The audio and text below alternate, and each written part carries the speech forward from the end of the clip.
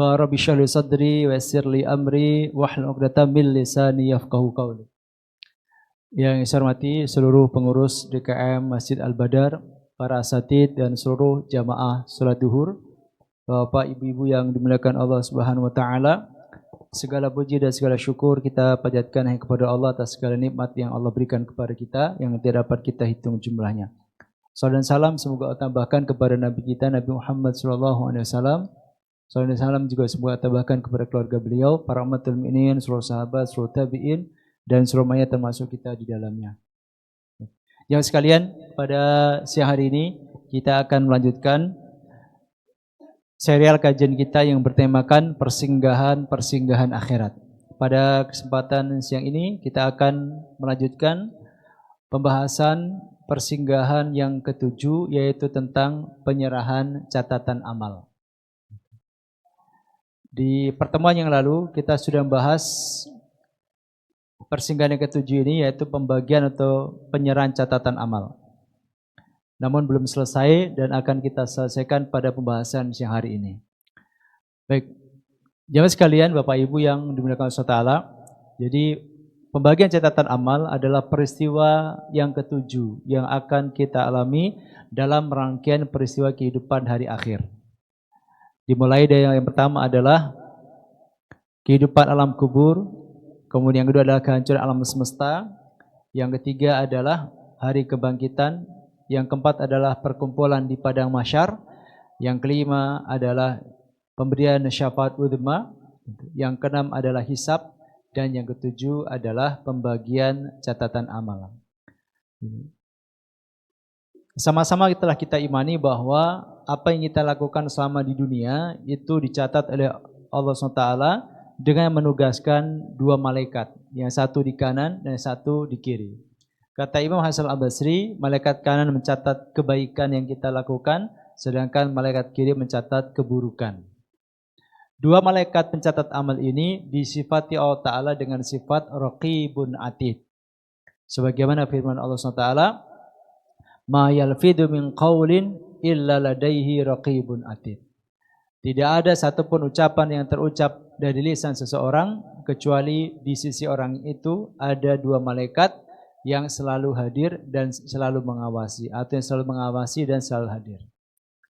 Nah, catatan-catatan amal inilah yang nanti ketika hari kiamat, saat kita telah dibangkitkan, dihidupkan kembali oleh Allah Ta'ala, nanti akan dibagikan kembali oleh Allah SWT kepada kita semuanya. Ya, apapun yang kita lakukan, apapun yang kita kerjakan, itu semuanya ada dokumentasinya, ada pencatatannya. Nah, bahkan niat kita pun juga dicatat oleh malaikat. Niat baik ataupun niat buruk, itu ada pencatatannya semuanya. Secara rapi, secara teliti, tidak ada satupun yang kita lakukan yang diabaikan oleh malaikat tanpa dicatat. Nah, itu yang telah kita bahas di pertemuan yang lalu. Nah, untuk siang hari ini kita akan melanjutkan pada bagian terakhir dari peristiwa pembagian catatan amal, yaitu mengenai gambaran situasi saat pembagian catatan amal. Situasi saat manusia menerima catatan amal ini dijelaskan oleh Allah dalam Al-Quran secara ringkas.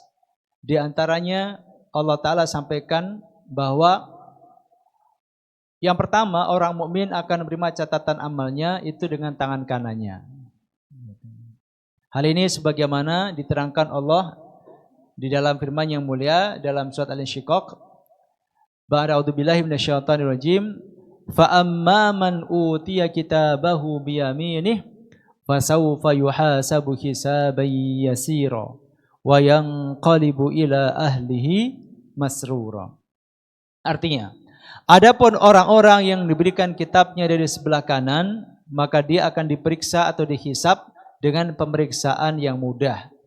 Dan dia akan kembali kepada kaumnya yang sama-sama beriman dengan gembira. Di dalam ayat ini, Allah menginformasikan kepada kita, yang pertama, adanya orang yang diberikan catatan amal dengan tangan kanan. Jadi menerimanya itu dengan tangan kanan. Nah, orang yang menerima catatan amalnya dengan tangan kanan, ketika dia dihisab, itu hisabnya hisab yang mudah atau hisab yang ringan. Kemarin kita telah bahas bagaimana mekanisme hisab ringan itu. Hisab itu ada 3. Pertama adalah orang yang tidak dihisab. Ini golongan pertama. Golongan kedua adalah hisab yang ringan. Yang ketiga adalah hisab yang berat. Nah, hisab ringan itu mekanismenya orang akan dipanggil satu-satu oleh Allah Ta'ala. Bukan ramean tapi satu-satu dipanggil di ruangan tertutup. Hanya ada dia dengan Allah Ta'ala, tidak ada yang nonton. Yang ketiga, orang kalau hisabnya ringan itu berujung pada pemberian ampunan atas semua kesalahannya. Jadi setelah dipaparkan, digelar perkara, istilah kalau dalam persidangan, Allah kemudian memberikan maaf atas segala kesalahan yang telah kita kerjakan. Itu tandanya hisab ringan. Jadi cirinya dilakukan secara personal, satu-satu. Yang kedua tertutup, tidak ada yang nonton. Yang ketiga berakhir pada pemberian maaf dari Allah SWT. Nah, kalau orang hisabnya ringan, maka dia akan langsung masuk surga tanpa mampir neraka. Adapun hisab yang berat, itu hisab yang penuh perdebatan. Alot hisabnya disaksikan banyak orang. Nah, kalau orang menjalani hisab terbuka dan alot, itu dipastikan akan masuk neraka. Nah, dalam ayat yang mulai ini Allah menyampaikan bahwa fa amman utiya kitabahu biyaminihi fasawfa yuhasabu hisaban yasira. Adapun orang-orang yang menerima atau diberikan kitab catatan amalnya dengan tangan kanannya, maka dia akan dihisab dengan hisab yang ringan. Hisabnya tadi tertutup, satu-satu berujung pada pemberian ampunan. Dia langsung masuk surga setelah itu. Kemudian berikutnya dalam ayat ini Allah Ta'ala menyampaikan wa yanqalibu ila ahlihi masrura, dan dia akan kembali kepada kaum yang sama-sama beriman dengan gembira. Kalau orang itu setelah menerima catatan amal dihisab dengan hisab yang ringan, setelah menjalani semua itu, dia akan kembali ke teman-temannya sama-sama beriman dengan sukacita, dengan senang. Saya udah selesai. Alhamdulillah lulus. Jadi dia akan kembali ke teman-temannya dengan sukacita, dengan gembira, gitu. Puas karena dia lulus dari hisab, dan itu ditandai dengan menerima catatan amal dengan tangan kanan. Yang kedua, jemaah sekalian, Allah sampaikan bahwa orang mukmin nanti ketika menerima catatan amalnya dengan tangan kanan itu, saking bangganya dan saking puasnya dia dengan nilai amalnya yang ada di buku catatan amal, dia pamer-pamerkan buku itu kepada orang lain. Kayak anak sekolah, kalau menerima rapot, dia tahu nilainya bagus, itu kan ada dorongan gitu ya, untuk memperlihatkan rapot itu ke teman-temannya. Ternyata perilaku seperti ini itu nanti juga dilakukan oleh orang mukmin. Ketika dia menerima catatan amalnya dan dia tahu nilainya bagus-bagus, hasilnya bagus, itu dia pamer-pamerin. Dia perlihatkan ke yang lain, mau lihat nggak buku saya? Hal ini sebagaimana disampaikan Allah Ta'ala dalam ayat 19 surat Al-Haqqah. Allah menyampaikan فَأَمَّا مَنْ أُوتِيَ كِتَابَهُ بِيَمِينِهِ فَيَقُولُ هَاؤُمُ اقْرَءُوا كِتَابِيَهْ. Adapun orang-orang yang diberikan catatan amalnya lalu diterima dengan tangan kanannya, maka orang itu akan berkata, nah, coba bacalah oleh kalian semua catatan amalku ini. Jadi dia perlihatkan, mau baca enggak? Ini buku saya. Mau pinjam enggak? Mau pinjam enggak? Dalam tanda kutip dipamer-pamerin kepada yang lain. Karena dia pede, dia bangga, dia puas dengan nilai yang ada dalam catatan amalnya. Ya, poin mirip-mirip kayak anak kalau terima rapot lah. Kalau nilainya bagus, ya udah sengaja digeletakin di meja biar dibuka temennya. Ada yang pinjam, boleh lihat nggak? Boleh, silakan. Itu ternyata perilaku seperti itu juga nanti akan diperlihatkan oleh orang mukmin yang menerima catatan amal dengan tangan kanan. Nah, ini orang mukmin. Nah, bagaimana kalau orang kafir? Kalau orang kafir jemaah sekalian, yang pertama, ketika akan diberikan catatan amal itu mereka ketakutan. Ketika ada pengumuman bahwasanya akan ada pembagian catatan amal, orang kafir sudah pada ketakutan, udah keringat dingin, udah pada gemetaran. Ini juga mirip anak sekolah ketika akan menerima rapot dan dia tahu nilainya pasti jelek. Itu juga dia pasti ketakutan. Apalagi anak zaman dulu. Kalau anak zaman sekarang mungkin tidak terlalu ya. Kalau anak zaman dulu mau terima rapot takut dimarahi bapak ibunya karena sadar nilainya tidak bagus. Hal ini sebagaimana diterangkan Allah Taala dalam surat Al-Kahfi ayat 49. Allah Taala berfirman, "Wa wudi'al kitab fataral mujrimina mushfiqina mimma fihi wa yaqulun ya wailatana ma li hadzal kitabi la yughadiru saghiratan wala kabiratan illa ahsaha wa wajadu ma 'amilu hadira wa la yadhlimu rabbuka ahada."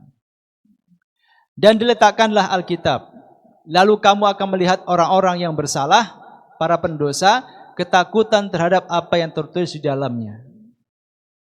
Dan mereka berkata, "Aduhai celaka kami, kitab apakah ini yang tidak meninggalkan yang kecil dan tidak pula yang besar, melainkan ia mencatat semuanya." Dan mereka dapati apa yang telah mereka kerjakan ada tertulis. Dan Tuhanmu tidak menganiaya seorang jua pun. Al-Kahfi ayat 49. Semua yang dilakukan manusia, dosa besar ataupun dosa kecil, berapapun dia melakukan dosa itu semuanya dicatat. Nah, ketika melihat catatan itu, orang kafir kaget, terbelalak.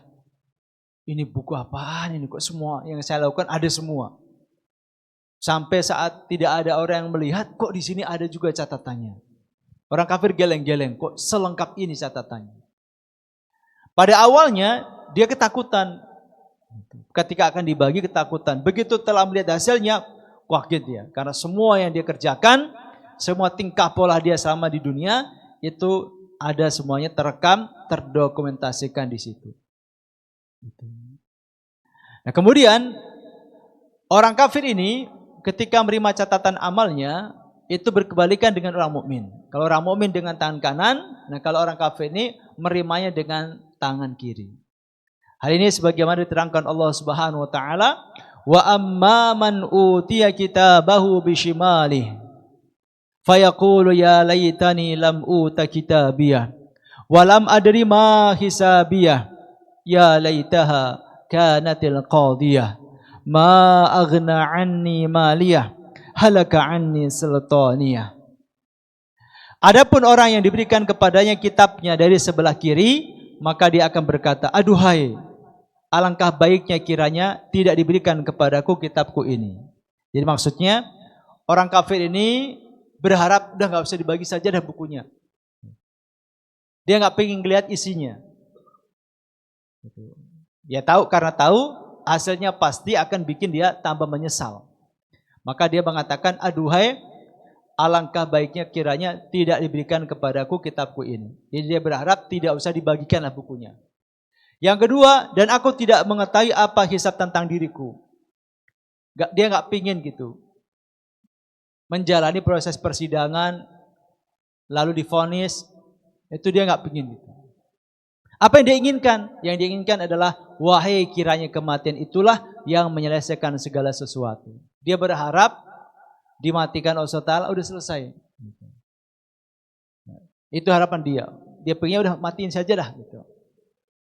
Kalau hukuman di dunia, ya. Kalau hukuman di dunia, salah satunya adalah hukuman mati. Kalau di dunia, ya.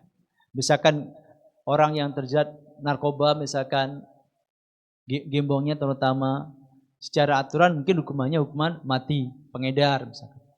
Atau orang yang membunuh orang lain, itu hukumannya mati. Di dunia ada hukum mati. Di akhirat tidak ada hukum mati. Jadi akhirat itu tidak ada hukuman mati. Nah, orang kafir berharap ada hukuman mati untuk mereka. Makanya dia mengatakan, wahai kiranya kematian itulah yang menyelesaikan segala sesuatu. Dia berharap ada hukuman mati lalu selesai. Tapi masalahnya tidak ada hukuman mati di akhirat. Selanjutnya mereka mengatakan, hartaku sekali-kali tidak memberikan manfaat kepadaku. Di kekayaannya selama ini mereka kumpulkan, yang ketika di dunia kekayaan itu mungkin banyak bisa menolong dia. Orang yang kaya biasanya bisa melakukan banyak hal yang tidak bisa dilakukan oleh orang yang tidak kaya. Selama di dunia orang-orang kaya banyak, dengan kekayaannya bisa melakukan macam-macam. Terkadang bahkan sampai membeli hukum. membeli keadilan. Bisa, tapi di akhirat orang tidak ada yang punya kekayaan.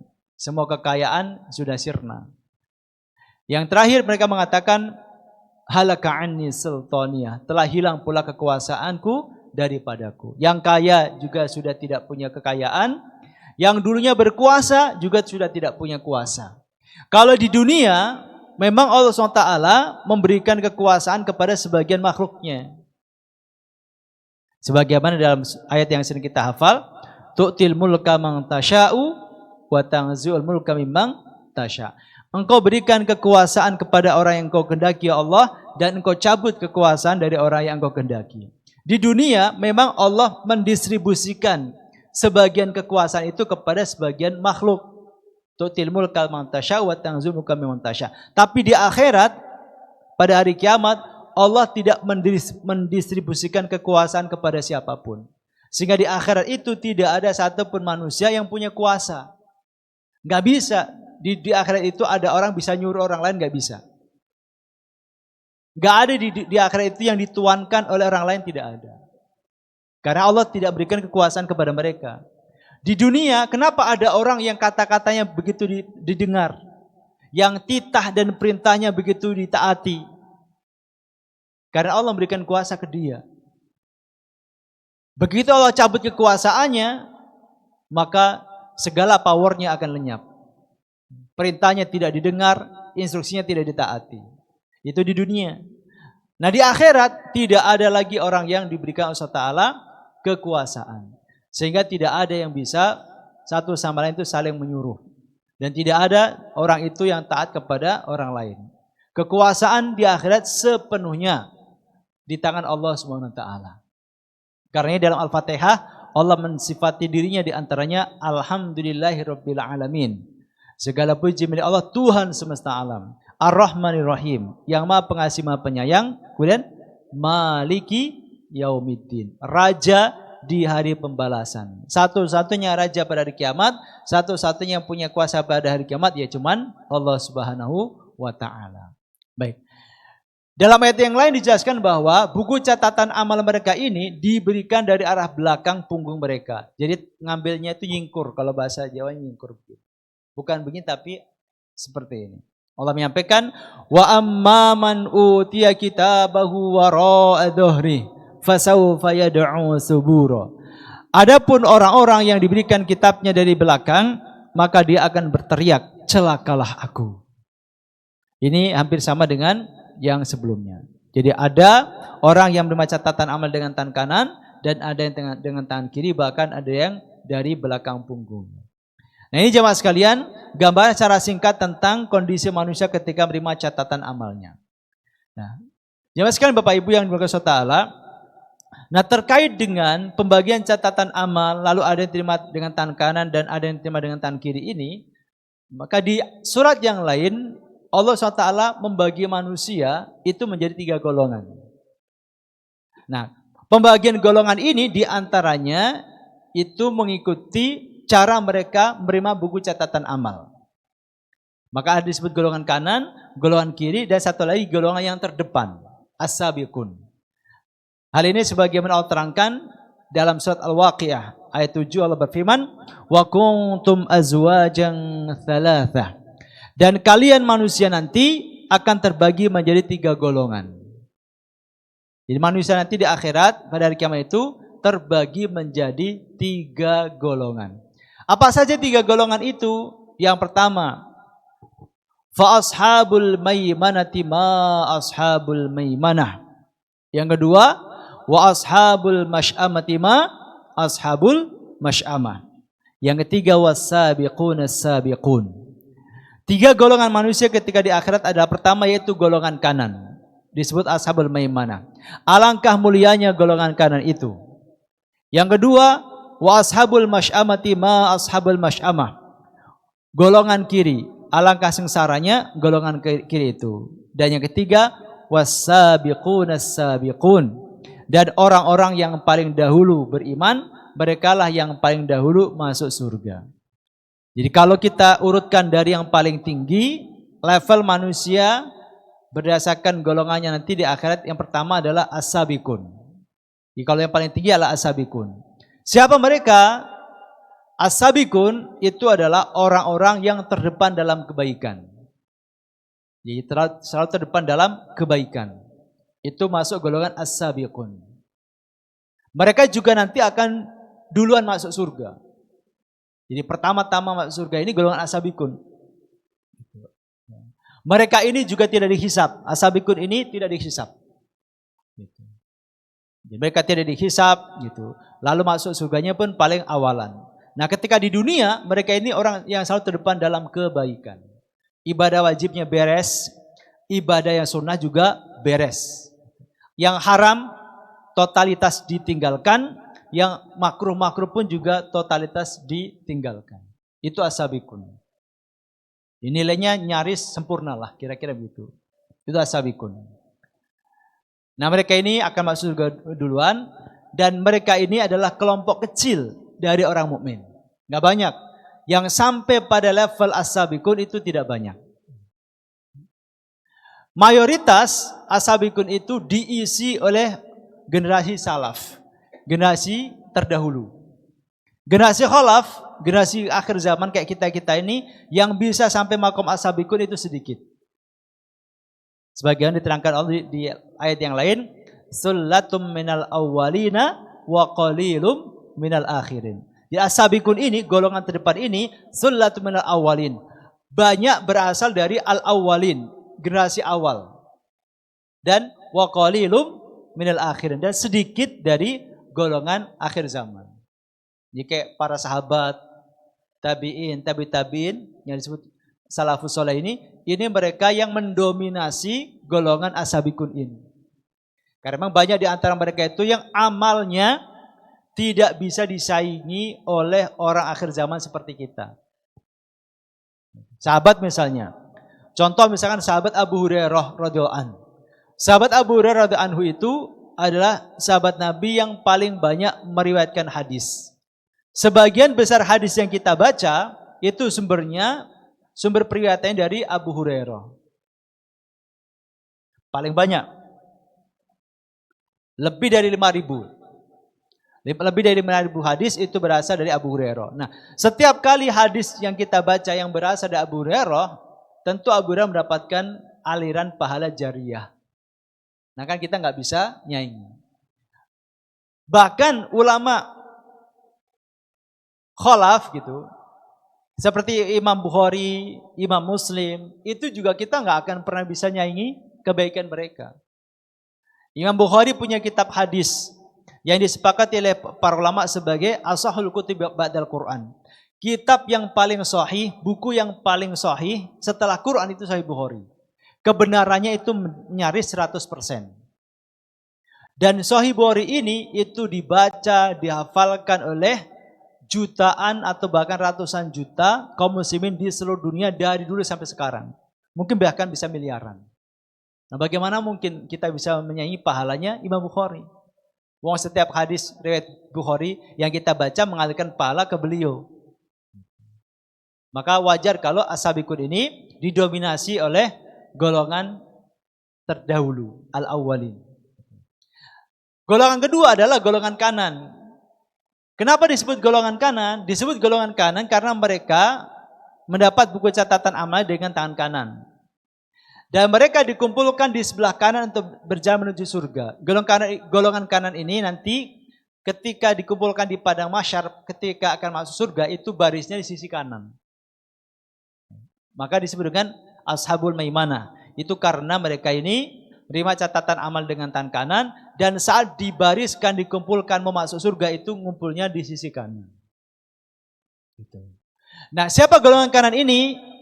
Yaitu mayoritas orang mukmin. Ya, umumnya orang beriman itu masuk kategorinya adalah ashabul maimanah. Nah, mudah-mudahan kita termasuk golongan kanan ini. Amin ya rabbal alamin. Kalau as-sabiqun ya, kalau saya pribadi sih tahu diri lah gitu. Kalau as-sabiqun kayaknya kita nggak level lah. Allah juga sudah memvonis as-sabiqun itu dominasinya orang generasi awal. Tapi kalau golongan kanan kata Allah Taala, sullatum minal awwalina wa sullatum minal akhirin. Itu golongan kanan. Kalau golongan kanan itu ya isinya banyak orang terdahulu, tapi banyak juga orang belakangan. Tapi kalau as-sabiqun, Allah sudah memvonis mayoritas orang-orang terdahulu. Kalaupun ada di antara kita yang masuk golongan as-sabiqun, itu ya termasuk satu di antara jutaan orang lah. Nah yang terakhir namanya golongan kiri. Kenapa disebut golongan kiri? Mereka disebut golongan kiri karena mereka mendapat buku catatan amal dengan tangan kiri. Dan mereka juga dikumpulkan di sebelah kiri. Lalu digiring menuju neraka Jahannam. Dinamakan golongan kiri karena terima catatan amalnya dengan tangan kiri. Dan ketika dikumpulkan di padang mahsyar juga ada sisi kiri. Lalu mereka digiring masuk ke dalam neraka. Ini ulasan atau penjelasan tentang 3 golongan manusia di akhirat nanti. Ada as-sabiqun, ada ashabul maimanah golongan kanan, dan ashabul masy'amah golongan kiri. Sebagaimana diterangkan oleh tafsir Al-Mawardi. Nah ini pembagian manusia berdasarkan perimaannya dengan catatan amal itu ada 3 kategori, as-sabiqun, ashabul maimanah, dan ashabul masy'amah. Baik jemaah sekalian, mungkin itu saja yang dapat saya sampaikan pada kesempatan pada kesempatan siang hari ini.